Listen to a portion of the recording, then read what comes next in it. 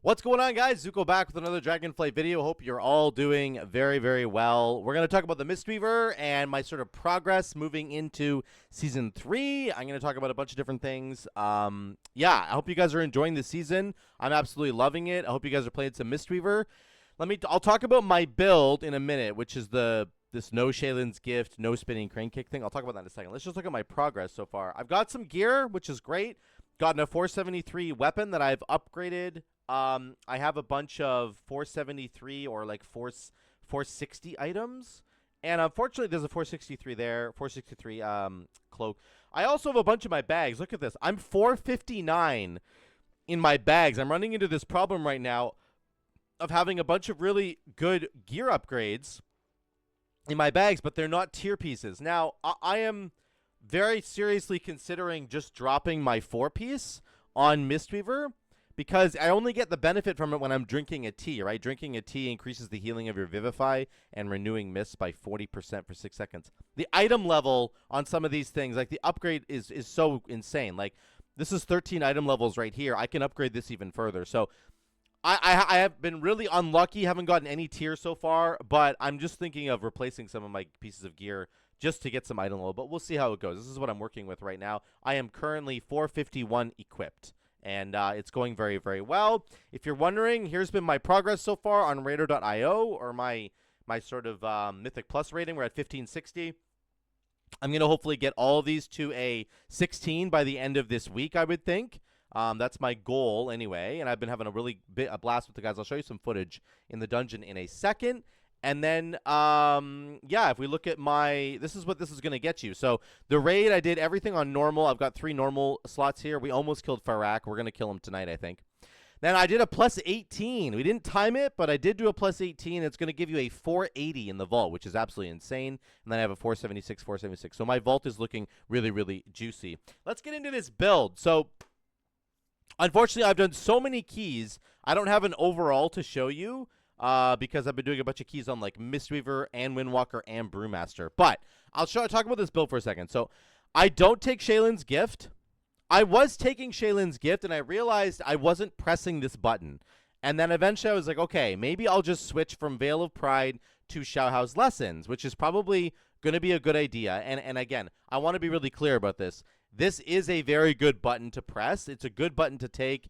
It's not something you have to avoid. I'm just trying this build right now just to see if I can get away with not using it. So, but I wasn't pressing it very much. I was like, okay, I'll take Showhouse Lessons and I'll press it like once every minute or so I can build up the stacks. And again, I just wasn't pressing it that much. And to me, it felt like if I was going to invest multiple points into this button, and then only press it once every minute just to get this buff, is it really worth it? And so I just moved right away from it and instead put my points into Misty Peaks, which I think is actually a really underrated talent, even in Mythic Plus. This is typically what you take in Raid, but this is what I've been taking right now. I got 1 extra point in Secret Infusion, which I think is a really good talent to have. The stats from this are awesome. You can obviously determine whatever stats you want. And I've been usually using it with Renewing Mist, where you just go Thunder Focus Tea into Renewing Mist, and then I can do another spell as well, because I also have Focus Thunder, which means you also are going to get the benefit from that as well. So you get to do 2 spells instead of 1, which is super great. And then the Misty Peaks is going to make it so that when I have a Renewing Mist to myself, there's a chance whenever it's ticking that it will automatically just apply the Enveloping Mist effect. It'll do 1 little tick of that and do a little bit of a burst heal, and also give you, there it is right there, boom, it just hit me right there, and it gave me like a burst heal, and it gave me the Enveloping Mist healing over time effect as well, which is really, really nice. So that's what I've been doing. And then I have also invested into Energizing Brew, and I was not on board with the Mana Tea talents. Like, I like Mana Tea, but I didn't ever want to invest into Energizing Brew or Life Cycles, but I have really enjoyed Energizing Brews. I'm not going to lie. This thing is actually very, very strong in my opinion. So that's kind of been my build setup right now. Now, the reason that I'm doing this, the reason I'm not pressing Shaylin's Gift or I'm not pressing Spinning Crane Kick as much is because I've been trying to get value out of Teachings of the Monastery. Now, I talked about this in other videos. This can now stack up to 4 times. That means if you stack it 4 times, your next Blackout Kick will hit 5 times in total, right? 1 plus 4 is 5. And then if you have the Feline stuff, your Blackout Kick will strike 3 additional targets, which means it'll hit 15 times. Your Tiger Palm will stack up your This Teaches of the Monastery buff twice as fast as normal. So here's how it works. Feline Stomp, Tiger Palm, 2 stacks. Tiger Palm, 4 stacks, Blackout Kick. You can see it hit 15 times right there. It ended up doing 171,000 damage just all on its own. And if you want to look at the healing, it'll also provide a bunch of healing. It's not going to show it right here. But if I start with this, and then we do this, I'm going to go Tiger Palm, and then Blackout Kick. And it will heal everybody over here. It's not going to show because they're not, I'm not like in combat or whatever. But it also does an outrageous amount of healing. And this is the main reason why I want to use this thing, is because your Blackout Kick contributes to healing from ancient teachings, right? After casting Essence Font, Feline Stomp, or Tiger Palm, your Tiger Palm, Blackout Kick, Rising Sun Kick, heal 5 injured allies for 150% of the damage done. This is a ton of damage, right? So if I'm doing 162k, 150% of that is basically like 250k healing that's going out, and it's going out to all my allies, split evenly among them. So it's gonna smart heal them. It's really, really, really strong. And Blackout Kick, of course, has a chance to reset the cooldown of Rising Sun Kick. You're basically guaranteed to get this proc when you're doing it this way. I'll just show you one more time. You do your Rising Sun Kick first, and then you do Blackout Kick. And remember, Rising Sun Kick is adding a Renewing Mist for 6 seconds to a nearby ally. This is really important. So we go here. We'll go Tiger Palm, Rising Sun Kick, and then Blackout Kick. And guess what? We got Rising Sun Kick back. We press it again. Tiger Palm, Rising Sun, or Blackout Kick. And we got our Rising Sun Kick back again. Tiger Palm, Blackout Kick. And guess what? We got our Rising Sun Kick back again. So it's basically guaranteed to give you that Rising Sun Kick back. And that's really, really good because it's going to end up creating a lot of damage. And you're going to be spreading a bunch of Renewing Mists for free. This is what's really good about this. So, it also works with the new tier set bonus, which I don't have yet, but if you spread that Renewing Mist from a Rising Sun Kick, it will proc the 2-piece. Your Renewing Mist applies Chi Harmony to its initial target, increasing healing taken from you by 50%. So you can basically just do a complete combat monk where you run in, you press Feline, and you Rising Sun Kick. That's going to add a Renewing Mist over here, and it's going to give them a 50% healing bonus taken for 8 seconds. Then you do that Blackout Kick, and it does a bunch of healing through ancient teachings. That's all going to be buffed by 50% from this tier set that we're going to be getting soon. So it all works really, really well together, and I basically just wanted to encourage myself to press Blackout Kick more and not press Spinning Crane Kick at all. I was like, don't press this button. Just try to get your healing from your Blackout Kick, and it ended up working out actually very, very well. So let's look at the video here. So here's a pull right here. Again, Feline Stomp. I'm going to get my Rising Sun Kick going soon. There it is. And then I'm going to try and reset it with Blackout Kick. This is a real-world scenario where I have to do a lot of healing. This is a plus 14. I have done plus 16s and a plus 18 since then. This was a little bit earlier in the night. But just to give you an idea of what this looks like, I'm doing 56k DPS right now and 125k HPS. Like, the healing is really, really good. I'm not pressing Spinning Crane Kick at all. You can see in this video, I have Spinning Crane Kick on my bottom bar here. I'm just not even using it.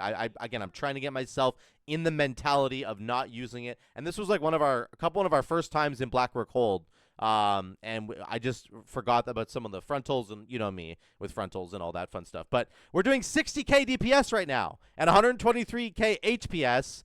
This build works quite well. Again, I'm having to stop to do a bunch of other kinds of healing, but we're trying to heal as much as possible just by doing damage. That's the goal. That's what we're trying to do. So let me skip ahead here. Here's a boss fight. Again, single target damage. Let's take a look at what our single target damage is going to look like. I'll just skip through the fight a little bit so we can get a better idea. I'm doing about 50k. I'm sustaining 51k DPS. Because, again, all those extra Blackout Kicks, man, they hit so hard. Rich was talking and forgot where he was. It was pretty funny. There's a little bit of AoE here on this fight. I'm getting a little bit of AoE damage done, but really it's not that much. It's mostly a single target fight here. Again, back to the boss. We are sustaining about 50k DPS on the boss while healing people just through ancient teachings. It's just healing that way, which is really, really cool. We'll run up here. We'll do the spiders. Bella like cheesed the spiders by basically just bubbling, which was really awesome. Again, this would be a good spinning crane kick pack, okay? This is a place where spinning crane kick would be very, very good, and I should have probably had it on my bars, and I should have just been spinning. But I was really doubling down, trying to, like, you know, do this new blackout kick build just to showcase it for you guys. But I will absolutely say spinning crane kick has a place in this build. This would be a great place for it because there's like 15 targets here, right, or something. So I'm not going to be doing as much damage. My damage is still okay. I didn't get a double Zen Sphere off, which again was very bad, but we still did 75k there. I could have done probably 120k DPS there if I'd done Zen Sphere correctly and if I just pressed spinning crane kick. So again, that pack doesn't really matter because it's just a bunch of spiders. But here's again another pack. There's 3 targets here, so we can get all 15 procs of our blackout kick going, and you can see I'm doing almost 60k damage here. It's really, really good. Here's the next pack up above. It's a very, very dangerous pack with knife dancers and arrow blasters, and there's a bunch of really dangerous stuff going on in this fight. We're doing 150k HPS, 140k HPS right now, and we're doing about 65k DPS. So again, just trying to measure how good this blackout kick build is. I think if you're below 8 targets, this is absolutely the way to go. You want to be pressing blackout kick. You want to get those 2 tiger palms in for your next blackout kick so that it slaps them really, really hard. We're used to, sorry, my voice.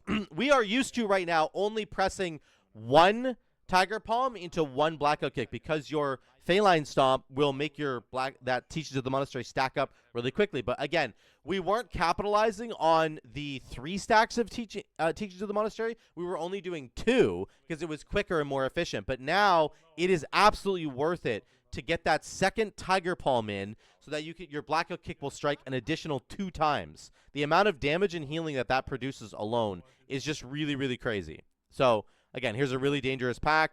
We're trying to do as much damage and healing as we can. That's a bad ring of peace right there, but we're working on it. And we're doing 45k DPS still. I think Mistweaver Monk damage is absolutely outrageous. We're doing 105k HPS. A lot of that is just from ancient teachings. That's primarily how we're healing everybody. It's just really, really good, guys. It's really good. Feline Stomp, once again, this is a tough pack. I don't know why I'm running into that like an idiot, but I am. And I'm off my Feline now. Here comes a, this is interesting. Here comes a Chi-Ji. One thing I will say, if you're pressing Red Crane, you still want to just go Tiger Palm, Blackout Kick, Enveloping. Tiger Palm, Blackout Kick, Enveloping. Tiger Palm, Blackout Kick, Enveloping. If you try to do double Tiger Palm, you're not going to get as many Enveloping misses out, and you're going to miss out on some of the value from your Red Crane. So I would just do your Red Crane the way that you normally do it. Don't change that at all. Because you'll get lots of enveloping misses out. That's really the main goal of the Red Crane buff there. You want to get lots of envelopings. But the rest of the time, you want to be doing this kind of new fandangled double Tiger Palm into a blackout kick to get as much healing out as you can. Again, we're doing 60k DPS and 100k HPS here. Getting as much, this is a rough pack here, but we're getting it done. We go up the stairs here. Oh, this is another AoE that comes out. That's right. 134 HPS, 80k DPS. It's very good. I'm not pressing spinning crane kick at all. 75k DPS still. It's super good. Super. 83 DPS now. It's just really, really good. Okay. I'm drinking Mana Tea. One thing I'll say about Mana Tea, I didn't have the Mana Tea talent in this dungeon. I realized after this dungeon, it's a really good thing that I should be taking. You can see it's not super, super fast there. So... But Mana Tea has been really good. My impression of it is there are no mana problems, really, for Mistweaver Monk. There just isn't, especially compared to some of the other healers. Like, there's just no mana problems at all. It's really, really good. So, you just have to drink Mana Tea, like, after every pack, basically, which is why I really enjoy the extra talent to make it go faster, because then I'm getting more mana per channel, and it's getting up there faster. So, this is it's a really good talent. Again, boss fight, we're doing 40k DPS, a little bit lower this time, because we're just less able to like get access to the boss. Here comes the boulders. Ghost died right away. It's all good. This is a really tough pack here. Get our Feline down. Zen Sphere, we're doing 80k DPS right now. I don't have any DPS trinkets, but or any like I don't have like beacon or anything like that, right? Any big DPS trinkets. I do have a passive DPS trinket, which is really, really good. The landslide one, but you can see again our damage here is really good. This is a really nasty dungeon for Sanguine. We're doing lots of damage. I can't remember if everybody dies here. We're doing 84k DPS right now. We're not even really doing a lot of healing yet. Hopefully we'll get there in a minute.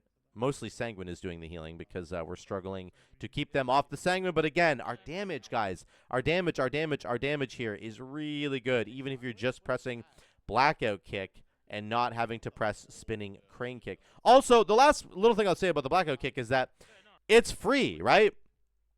It costs you 0 mana to press it, which is really good. Also, Tiger Palm is free. So it's really important to understand how valuable that is, right? Spinning Crane Kick is not that much mana. It costs 2,500 mana, I believe, which is basically nothing. I don't want to give the impression here that Spinning Crane Kick costs a lot of mana. It really does not cost a lot of mana. Oh, the stupid dives. But Blackout Kick is free. It's actually free. So, and it gives you that reset on Rising Sun Kick, and it just does a lot of damage. It's just slapping really, really hard. So I kind of love that, and this is, again, a source of healing that you can have even if you have no mana. Like, you can basically, if you have just enough mana to press Feline Stomp, you can press it, and then you will be able to just heal for free. A lot of healing for free, which is super good. Here's the last final boss here.